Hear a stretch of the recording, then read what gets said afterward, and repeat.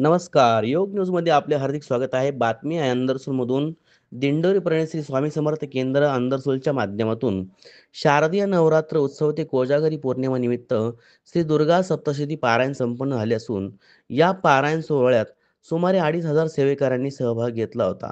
दरम्यान अंदरसूलचे आराध्य दैवत तुळजाभवानी माता मंदिर कुंभारवाडा तसेच शाबरी माता मंदिर भारम रोड, दुर्गा माता मंदिर वैजापूर रोड, श्री जगदंबा माता मंदिर कोटमगाव, दाभाडे वस्तीतील सप्तशृंगी माता मंदिर बोगटा, नवदुर्गा नवरात्र उत्सव महिला मंडळ अंदरसूल तसेच गणपती चौक महिला सेवेकरी आदी ठिकाणी केंद्राच्या माध्यमातून पारायण सेवा संपन्न झाली.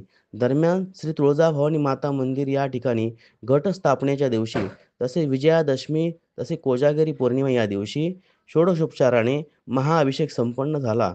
यावेळी येवला येथील स्वामी समर्थ केंद्र येथील प्रतिनिधी सरला देशमुख आणि हेमाताई मुळे यांनी मोलाचे सहकार्य केले. प्रसंगी परिसरातील भाविक वर्ग मोठ्या संख्येने उपस्थित होते.